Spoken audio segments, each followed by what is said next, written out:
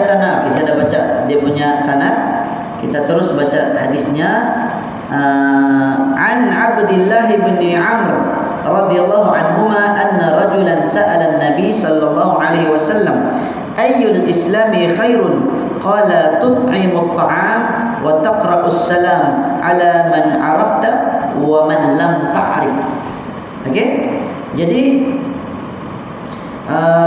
dari Abdullah bin Amr radhiyallahu anhuma bahwasanya pernah ada seseorang yang bertanya kepada Nabi sallallahu alaihi wasallam.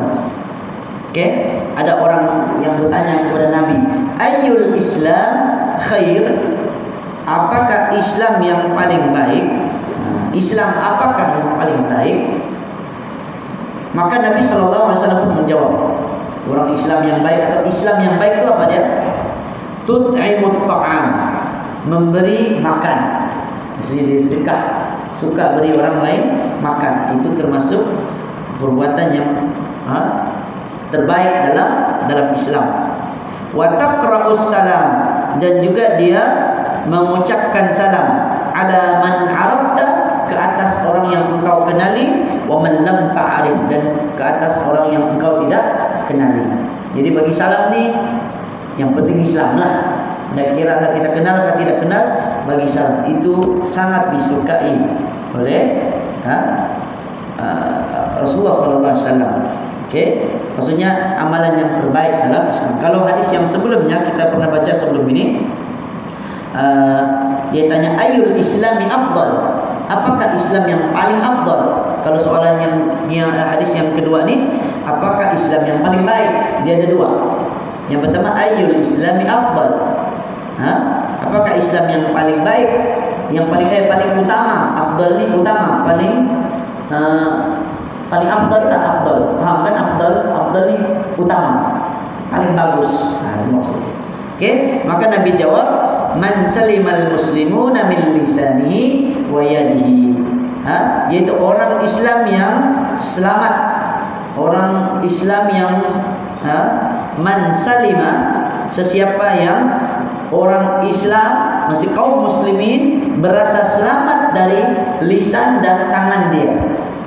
Dia kata, maksudnya orang lain berasa dia ini selamat dari segi lidah, lisan dia tidak suka cakap buruk ke atas orang lain. Tangan dia, tangan pun boleh buat buruk juga. Tidak semestinya pukul ke apa, itu termasuk juga lah. Ada lain juga, kata para ulama, termasuk tangan boleh menulis fitnah.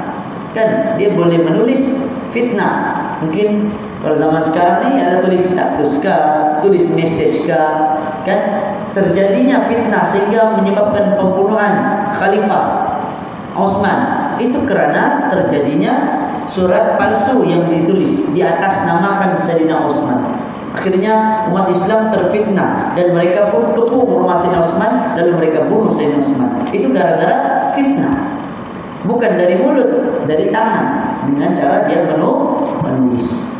Jadi orang Islam yang paling afdal, yang paling utama ialah orang Islam lain berasa selamat dari tangan dan lisan dia.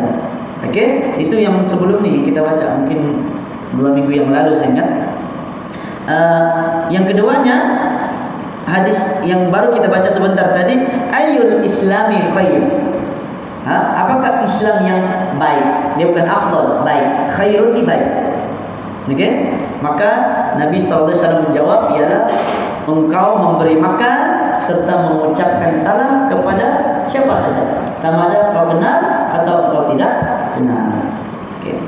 Hadis ini dimasukkan di dalam bab kitabul iman. Ini tanda orang itu beriman, ialah apa dia? Dia itu jaga lisan dia, jaga tangan dia. Kemudian yang ini dia jaga perasaan orang lain. Mungkin ada orang lain yang mungkin lapar atau ada yang memerlukan, dia suka memberi makan, beri makan tanpa mengira, tanpa berkira. Kemudian sama juga dengan beri salam, jangan pilih-pilih. Kita tengok ni dia ni macam saya tidak suka dia, tidak mau bagi salam, tidak boleh. Asal namanya orang Islam beri salam. Cuma kalau memang nampak muka macam Islam kah indah, Islam kah indah, tidak berani beri salam, tidak apa? Tidak masalah. Tapi kalau kita bagi salam juga asal atas anggapan kita rasa Islam kali pada bagi aja. Tiba-tiba dia tidak jawab. Jadi ada dua kemungkinan lah. Sama ada dia dengar salam itu atau mungkin dia bukan Islam. Tidak jadi masalah. Oke, tapi kalau kita memang tahu dia itu bukan Islam, tidak boleh kita beri salam. Oke? Karena salam ni adalah doa. Assalamualaikum, salam sejahtera ke atas kamu. Kita doakan kesejahteraan. Kesejahteraan ini apa? Keselamatan. Warahmatullah, serta rahmat, kasih sayang Allah. Kita mohon supaya dia dirahmati. Bahasa Inggris sebut God bless you. Bless you itu rahmat lah. Kan kita kan haju, alhamdulillah kan. Lepas tu orang dengar yarhamkallah, semoga Allah merahmati, sunnah. Tapi orang putih pun betul juga. Orang bersih dia God bless you, dia pun sunnah juga, cuma dia bahasa Inggris lah. Kita janganlah sebut yang terjemahan, dia sebutlah dalam bahasa Arab. Okay? Kemudian sama ada kita kenali ataupun kita tidak kenali. Okey, kita lanjutkan hadis yang ketiga dalam Kitabul Iman. Maksudnya kalau dari segi keseluruhan hadis ni hadis yang ke-12. Hadis ni dari Anas. Okey. An Anasin anin Nabi sallallahu alaihi wasallam qala la yu'minu ahadukum hatta yuhibba li akhihi ma yuhibbu li nafsihi. Hadis ni bagus. Okay? Hadis ini menyebutkan tentang kata Nabi apa? Tidak sempurna iman salah seorang di kalangan kamu sehingga dia mencintai saudaranya. Akhi ini saudara. Saudara bukan maksudnya saudara ini adik-beradik. Saudara sesama agama, sesama Islam. Tapi kalau adik-beradik sudah tentulah itu memang lagi dekat, saudara dekat. Dia sudah bukan sahaja ada pertalian dari segi seagama, bahkan ada pertalian darah. Itu kalau adik-beradik. Sebab Allah berfirman, innamal mu'minuna ikhwah. Sesungguhnya orang-orang yang beriman itu adalah bersaudara. Bahkan kita ni semua adik-beradik dari segi kalau ikut moyang kita, semuanya kita ni berasal dari Nabi Adam. Okey. Jadi la yu'minu ahadukum, tidak sempurna iman salah seorang di kalangan kamu sehingga dia mencintai saudaranya ma yuhibbu li nafsi, sebagaimana dia mencintai dirinya sendiri. Kalau kita rasa diri kita ni kita dah suka dibuat sesuatu perkara yang tidak elok, maka jangan kita buat perkara tersebut kepada orang lain, kepada saudara kita, saudara sesama agama, apalagi saudara yang ada pertalian darah. Okay, itu menunjukkan keimanan. Nabi sebut la yu'min, bukan maksudnya orang tu tidak beriman artinya dia bukan Islam, tidak. Maksud la yu'min di sini tidak sempurna iman dia. Okey, tidak sempurna iman dia. Itulah yang difahami oleh para ulama. Okey, kita lanjutkan hadis yang seterusnya. Saya ingat sudah berapa? Yang keempat, begitulah. Dari segi keseluruhan hadis ini hadis yang ke-13. Ini sama juga, lebih kurang sama dengan hadis yang tadi. Hadis ini dari Abi Hurairah, an Abi Hurairah radhiyallahu anhu, anna Rasulullah sallallahu alaihi wasallam qala, "Fawalladhi nafsi biyadihi la yu'minu ahadukum hatta akuna ahabba min ilaihi min walidihi wa waladihi." Apa kata Nabi? Dari hadis ini dari Abu Hurairah, kata Rasulullah sallallahu alaihi wasallam, "Fawalladhi nafsi biyadihi," demi jiwaku yang berada di tangannya, berada di dalam genggaman Allah SWT, di dalam kekuasaan Allah.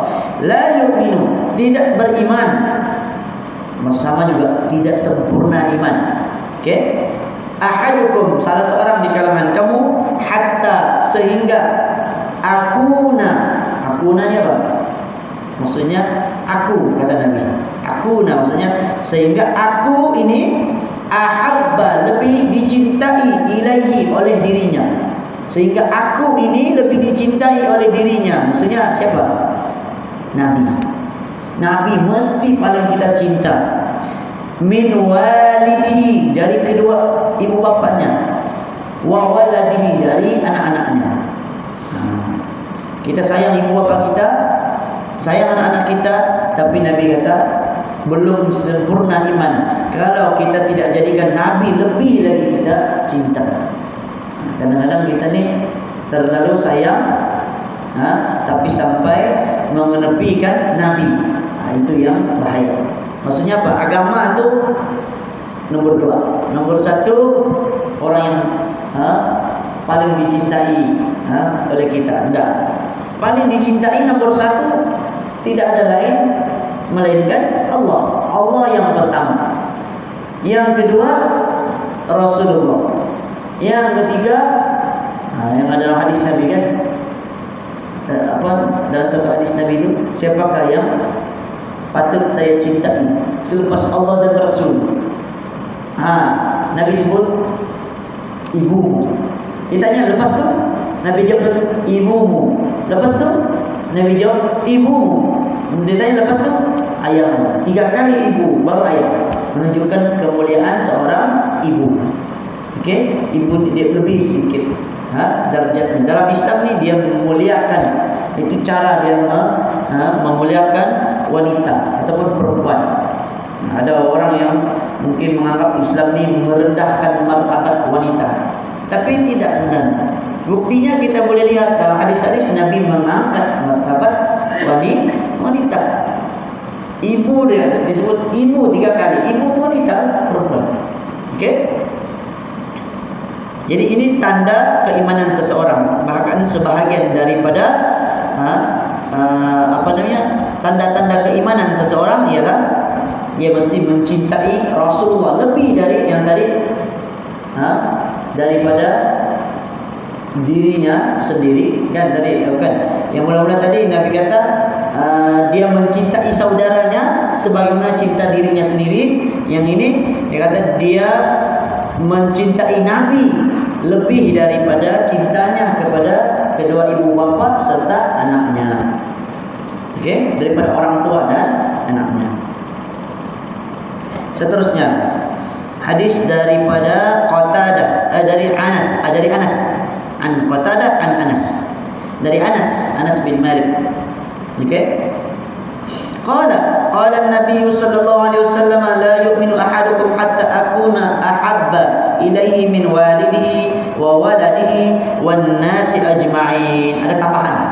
Hadis yang sebelumnya tadi dari Abu Hurairah, dia kata tidak sempurna iman salah seorang di kalangan kamu sehingga dia mencintai Nabi lebih daripada dia mencintai Nabi itu lebih daripada cintanya terhadap kedua orang tua dan anak-anaknya. Yang ini ditambah. Dia kata la yu'minu ahadukum, tidak sempurna iman salah seorang di kalangan kamu hatta akuna ahabba ilaihi, sehingga aku lebih dia cintai min walidihi, dari orang tuanya, wa waladihi, daripada anak-anaknya, wan nasi ajma'in, dan seluruh manusia. Nabi mengajar kita agar mencintai manusia. Jadi ini hadis ini sebenarnya saling menguatkan antara satu sama lain dengan hadis yang pertama tadi kita sebut yang tentang la yu'minu, tidak sempurna iman sehingga dia mencintai saudaranya. Jadi saudara ini termasuk manusia lah. Wan nasi ajma'in. Bagaimana cara kita mencintai seluruh manusia?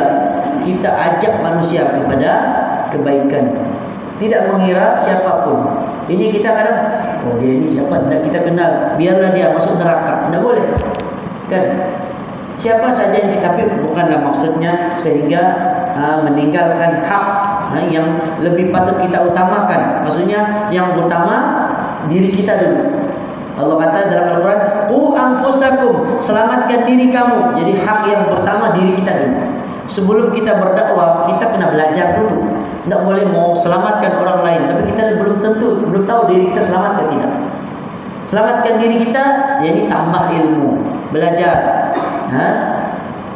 tinggalkan perbuatan dosa. Jangan kita suruh orang tinggalkan tapi kita sendiri buat. Jangan kamu buat, jangan ikut saya boleh. Bukan gitu. Kan? Kalau kita kata ini tidak boleh buat, maka orang lain pun sama juga tidak boleh buat juga. Ini contohlah, maksudnya bagi umum saja. Jadi maksudnya kita ajak manusia kepada kebaikan. Sampaikan apa yang baik, apa yang buruk. Yang pertama tadi, qu anfusakum, diri kita dahulu, wa ahlikum nar. Yang keduanya ahli keluarga. Dari segi susunan betul. Tapi kalau misalnya sudah, diri sudah, ahli keluarga sudah, maka pergi pula kepada orang lain, kepada manusia. Sebagaimana dakwah Nabi. Nabi mulakan dakwah dari ahli keluarga. Orang yang pertama memeluk Islam, istri dia dulu, kan, perempuan. Kemudian bapa mertuanya Abu Bakar. Kemudian sepupunya Sayyidina Ali. Itu orang yang pertama memeluk Islam. Kemudian ahli keluarga mana yang tidak masuk Islam?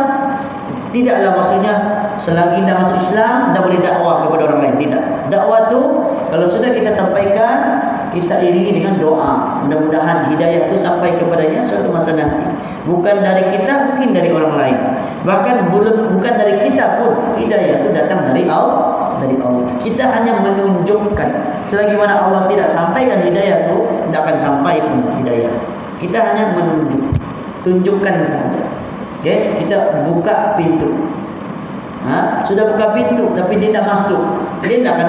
Kita tidak boleh paksa tarik dia masuk, sehingga dialah yang sendiri masuk melalui pintu tersebut. Baik. 3 minit lagi. Terima kasih.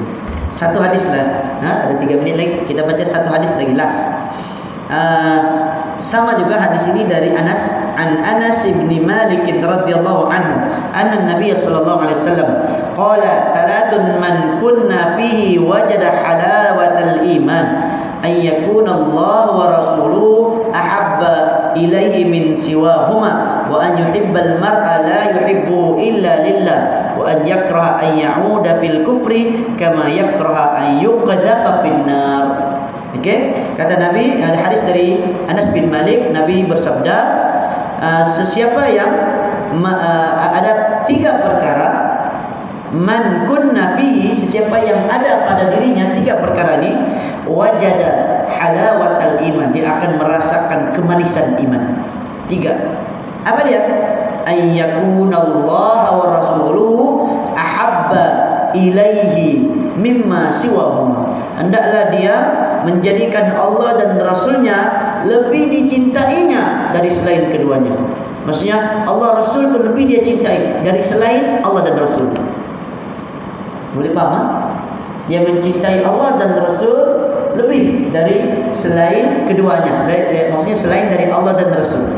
Allah dan Rasul itu cinta yang paling utama. Yang kedua, wa an yuhibbal mar'a la yuhibbuhu illa lillah. Dan dia tidak, jika dia mencintai seseorang, maka tidaklah dia mencintainya kecuali hanya kerana Allah. Dia cinta pada orang, tak kisahlah cinta pada ibu bapa kita, cinta pada anak-anak, cinta pada istri, suami istri, ataupun cinta kepada ahli keluarga. Cinta ni tidak semestinya orang bilang cinta yang suami istri itu, kan? Ataupun kalau orang remaja ni boyfriend girlfriend, kononnya gitulah. Padahal cinta ni lebih luas maknanya. Okey? Maksud cinta ni termasuklah sayang. Okey? Jadi dia mencintai seseorang, siapa juga, nak kira siapa. Cintanya tu tidak lain, tidak bukan, melainkan hanya kerana Allah, kerana perintah Allah supaya kita mencintai saudara. Kan perintah Nabi, kata Nabi, tidak sempurna iman salah seorang di kalangan kamu sehingga dia mencintai saudaranya sebagaimana dia cinta pada dirinya sendiri. Kita cinta diri kita, maka hendaklah kita cinta pada saudara kita, maksudnya pada orang lain juga. Okey? Cinta ni bukan maksudnya Macam mana maksudnya? Bila sebut cinta ni bukanlah maksudnya cinta-cinta ni yang cinta-cinta yang spesifik tu, kan? Maksud cinta maksudnya kita mahu orang tu mendapat kebaikan. Kita tidak mahu orang tu mendapat keburukan. Macam kita rasa cinta kita pada contohnya pada umat Islam yang ditindas. Maka cinta kita pada mereka, kita bantu, ulurkan bantuan, berikan sedekah. Itu tanda cinta kita pada mereka. Habis. Satu lagi. Wa an yakraha, yang ketiga. Ada dua sudah tadi kan? Cinta Allah dan Rasul. Yang kedua dia cinta selain Allah dan Rasul tapi kerana Allah juga. Itu yang kedua. Yang ketiga, wa an yakraha an ya'uda fil kufri. Dia membenci kembali kepada kekufuran. Sebagaimana dia benci dilemparkan masuk ke dalam api neraka. Benci apa dia? Kembali kepada kekufuran. Jangan kita kembali kepada kekufuran. Okey, ini spesifik. Maksudnya kalau orang yang dulu dia kafir, dia masuk Islam, maka dia benci untuk kembali kepada kekafiran. Kan? Macam kita ni mungkin lahir dari Islam, hendaklah merasa kekafiran, bukan disuruh, tapi kita kenali apa bentuk-bentuk kekafiran, kekufuran, maka jauhi. Jangan kita dekati. Jangan kita cuba-cuba. Sebab kita takut kalau kita masuk, misalnya terkeluar dari Islam, tidak dapat masuk balik, itu susah, sangat rugi. Okey, masuk dalam api neraka dan boleh keluar. Kita tidak suka masuk dalam api neraka, maka demikian jangan kita kembali kepada kekufuran. Ini kembali kepada maksudnya pembahasan tentang kufur itu apa pula? Itu ada pembahasan dalam ilmu akidah ataupun dalam bab akidah. Okey, jadi saya ingat tu dahulu perkongsian kita untuk malam ni, mudah-mudahan ada manfaatnya. Aku qouli hadza wa astaghfirullahaladzim wa lakum, sallallahu ala nabiyina Muhammad wa ala alihi wa sahbihi wa wasallam. Subhanakallahumma bihamdika asyhadu an la ilaha illa anta astaghfiruka wa atubu ilaik. Assalamualaikum warahmatullahi wabarakatuh.